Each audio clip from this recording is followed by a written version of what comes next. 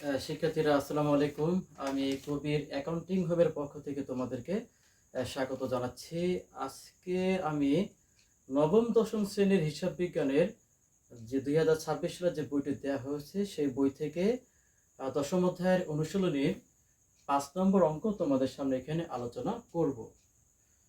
শিক্ষার্থীরা, একটি বিষয় হলো কি, এই অঙ্কটি আমি যখন প্রথম তোমাদের সামনে এখানে আলোচনা করি তখন কিন্তু মোবাইল দিয়ে আমি ভিডিও করেছিলাম, কিন্তু অনিবার্য কারণবশত মোবাইলের সমস্যা হওয়ার কারণে সেই ভিডিওটি আমাকে বাদ দিতে হয়েছে। যার ফলে এখন এখানে সমাধানকৃত যে অঙ্কটি আছে এইটার পরে কিন্তু এখন আমি আলোচনা করব। তো এখানে প্রথমে কিন্তু মালিকানা সত্ত্ব করেছিলাম, কিন্তু সেটা বাদ পড়ে গিয়েছে। এখন মালিকানা সত্ত্ব দেখো, এখানে কিন্তু আমাদের উত্তর দেওয়া ছিল এই যে 6,24,500 টাকা। এখানে মালিকানা সত্ত্ব যে অনুশীলনীর যে 5 নম্বর অঙ্ক, এখানে মূলধন ছিল, আমি র্যামিটে পড়ি একটু। আসবাবপত্র ও মূলধন যথাক্রমে 50,000 এবং 4,50,000 টাকা। যন্ত্রপাতি ও 6% ঋণ 3 লক্ষ ও 1 লক্ষ টাকা।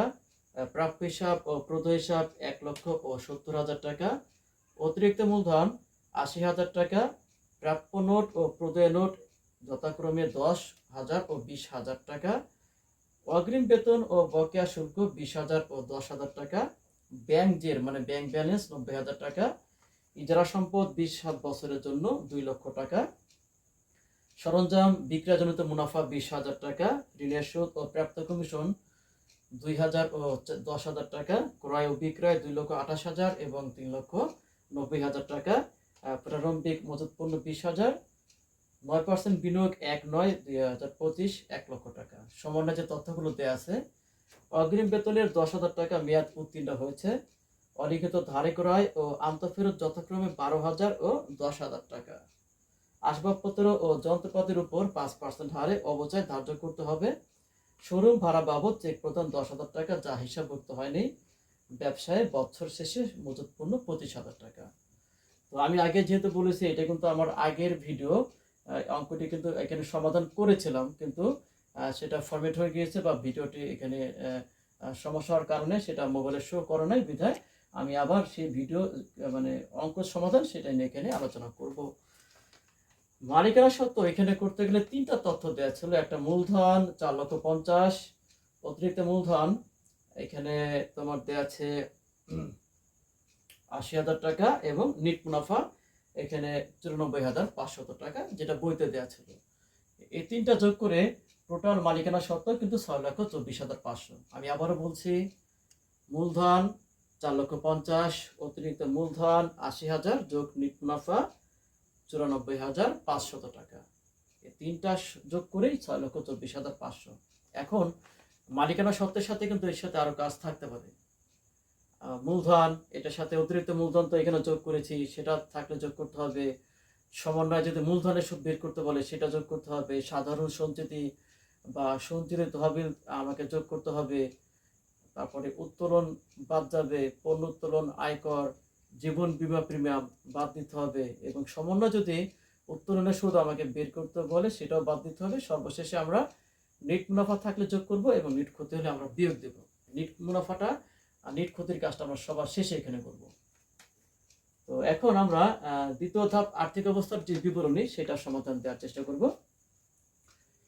এখানে স্থায়ী সম্পদ, এই অঙ্কে আমার 3টা স্থায়ী সম্পত্তি এখানে আসছে। একটা হলো আসবাবপত্র 50,000 টাকা, যন্ত্রপাতি 3 লক্ষ টাকা, এবং ইজারা সম্পদ 20 বছরের জন্য 2 লক্ষ টাকা।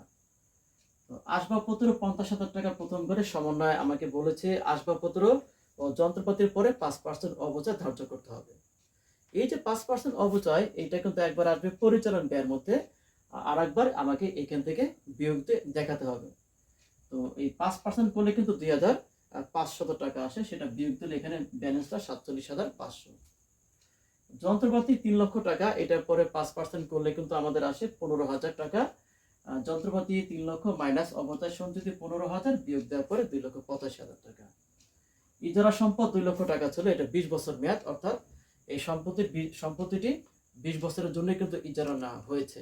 এটা 1 বছরের অবলোপন আমাকে পরিচালন ব্যয় দেখাতে হবে, এবং সেই অবলোপনের টাকাটি আমাকে এখান থেকে বিয়োগ দিতে হবে। তো ইজারা সম্পদ 2 লক্ষ টাকা মাইনাস অবলোপন দুই লক্ষ টাকাকে 20 দ্বারা ভাগ দিলে 10,000 টাকা আসে। এই 10,000 টাকায় আমার পরিচালন ব্যয়ের মধ্যে এসেছিল। এখন মাইনাস করার পরে এখানে নিট ইজারা সম্পত্তির মূল্য 1,90,000 টাকা। এই তিনটা স্থায়ী সম্পত্তির টোটাল যোগফল 5,22,500 টাকা। দ্বিতীয় কাজ, দীর্ঘমেয়াদী বিনিয়োগ। দীর্ঘমেয়াদী বিনিয়োগের মধ্যে আসতে পারে বিনিয়োগ, সঞ্চয়পত্র, ডাক সঞ্চয়পত্র, প্রতিরক্ষা সঞ্চয়পত্র, প্রদত্ত ঋণ। নবম দশম শ্রেণীতে সাধারণত এইগুলি থাকে। 9% বিনিয়োগ 1, 9, 25 সরাসরি তৃতীয় করে আমাকে 1 লক্ষ টাকায় দেখাতে হবে। এরপরে চলতি সম্পদ। শিক্ষার্থীরা, এই বিনিয়োগের টাকাটি কিন্তু র্যামেলে ডেবিট দিকে ছিল। তো ডেবিট দিকে যখন কোনো টাকা থাকবে সেটা পরে যদি আমাকে সুদ বের করতে বলে, সেই সুদের টাকা যাবে ক্রেডিট দিকে, আর তার মানে সেটা আসবে অন্যান্য আয়ের মধ্যে।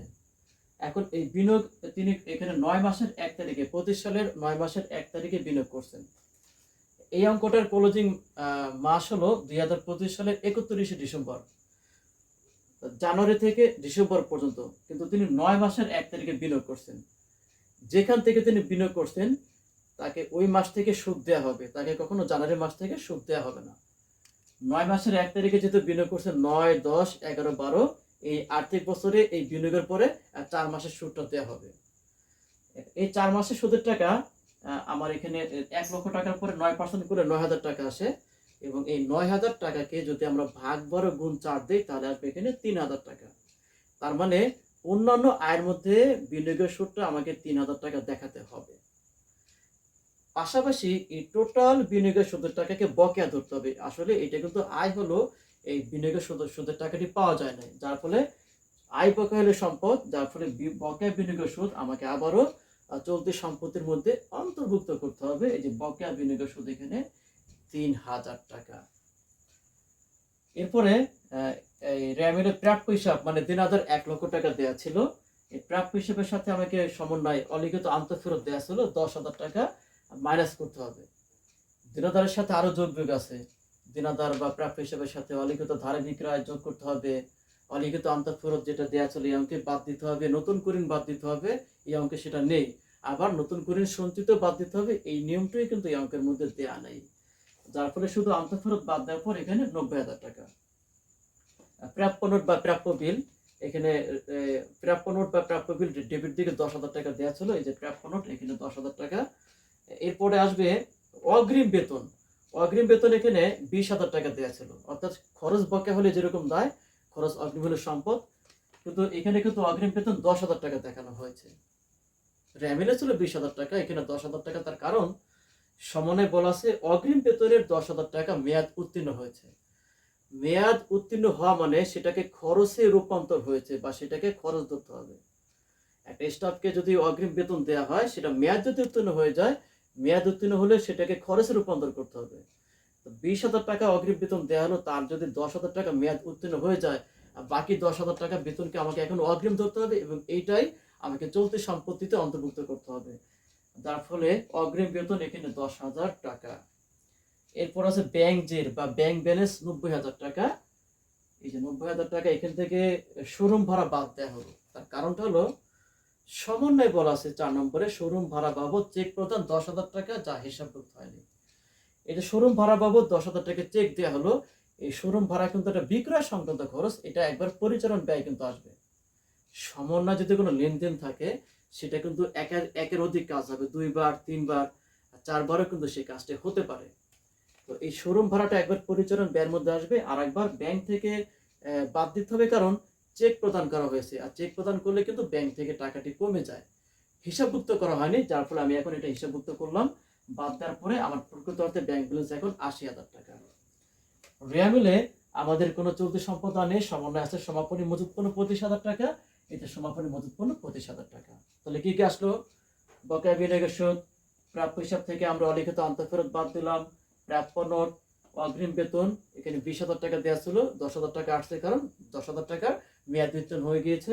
ব্যাংক জের, সেখান থেকে 10,000 টাকা বাদ দেওয়া হলো ওই শোরুম ভাড়া প্রদান করার কারণে চেক দ্বারা, এবং সমাপনী মজুত পণ্য। টোটাল চলতি সম্পদ কিন্তু 2,18,000 টাকা। এখন মালিকানা সত্ত্ব দায়, আমি কিন্তু ওই অঙ্কের শুরুতে মালিকানা সত্ত্বই কিন্তু আগে করেছিলাম।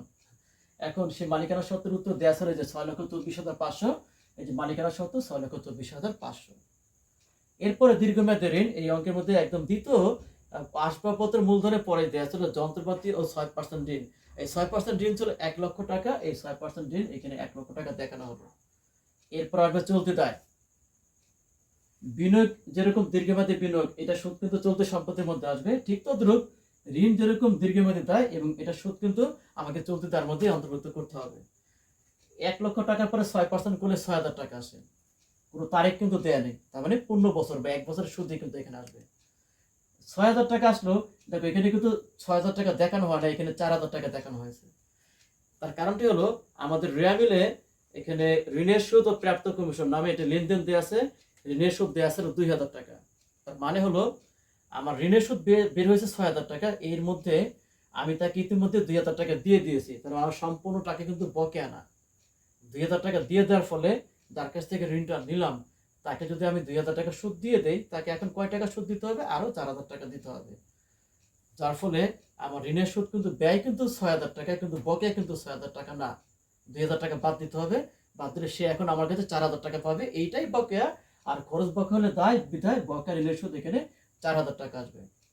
এরপরে প্রত হিসাব 70,000 টাকা দেওয়া ছিল। প্রত হিসাব এটার সাথে সমন্বয় ধারে ক্রয় দেওয়া ছিল, 2 নম্বর সমন্বয় অলিখিত ধারে ক্রয় ও আন্তঃফেরত যথাক্রমে 12,000 ও 70,000 টাকা। এই যে ধারে ক্রয় 12,000 টাকা যোগ করলে 82,000 টাকা। তারপরে দেওয়া ছিল প্রদেয় নোট। প্রদেয় নোট এখানে 20,000 টাকা, এই যে 20,000 টাকা। এবং বকেয়া শুল্ক, অগ্রিম বেতন, যে এই যে অগ্রিম বেতন, এই লেনদেনের সাথে বকেয়া শুল্ক দেওয়া ছিল ক্রেডিট দিকে, বকেয়া শুল্ক ছিল 10,000 টাকা। খরচ বকেয়া হলে কিন্তু দায়। এখন 1, 2, 3, 4 চারটে লেনদেন চলতি দায়ের মধ্যে এসেছে এবং টোটাল চলতি দায় হলো 1,16,000 টাকা। এখন মালিকানা সত্ত্ব দীর্ঘমেয়াদী দায় চলতি দায় যোগ করলে এখানে আসে 8,40,500 এবং স্থায়ী সম্পদ দীর্ঘমেয়াদী বিনিয়োগ এবং চলতি দায় হলো টোটাল টাকা যোগ করলে এখানে আসে 8,40,500। আমার কিন্তু অঙ্কটি পুরোপুরি মিলে গিয়েছে, এখানে কিন্তু আর অনিশ্চিত হিসাব কিন্তু আসবে না। শিক্ষার্থীরা, আমি তোমাদের সামনে অঙ্কটি সঠিকভাবে এবং সহজভাবে বোঝানোর চেষ্টা করলাম, আশা করি তোমরা এটি বুঝতে পেরেছো। আমি ইনশাল্লাহ আগামীতেও তোমাদের সামনে নতুন ভিডিও নিয়ে হাজির হব। সেই পর্যন্ত সবাই ভালো থাকো, আল্লাহ হাফেজ।